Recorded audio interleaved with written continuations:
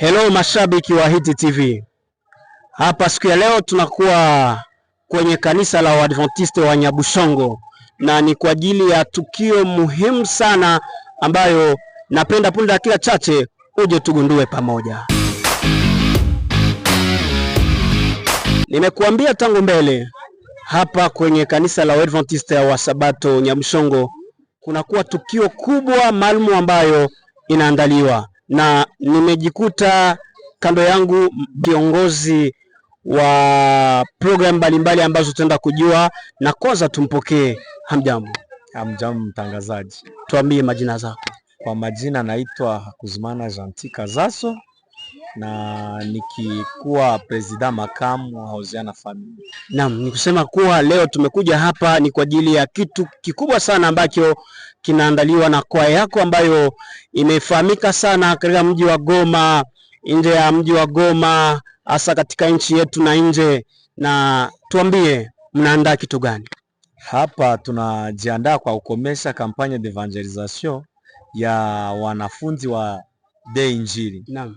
Na hivyo tunaandaa ubatizo siku ya Sabato na hata sherehe ya Hosiana Family mkiwemo na ubatizo pia. Naam, sherehe inagusa sana masikio yetu. Sherehe kivipi? Wajuze wasikilizaji. Asante mtangazaji. Hapa tunaandaa sherehe ya miaka 17 na tukiwa katika kazi ya uimbaji.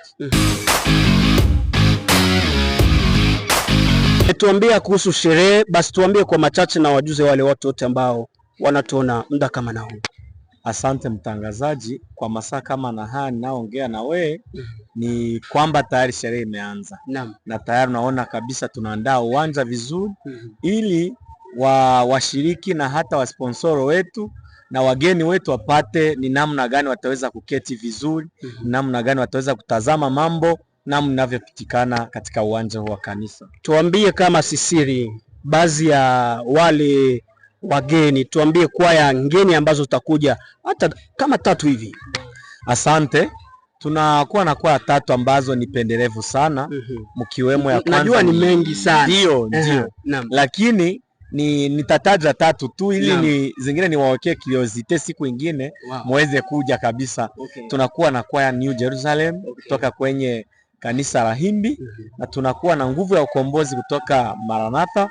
Na tunakuwa na tarumbeta nayo pia ya Maranatha ambao watakuja.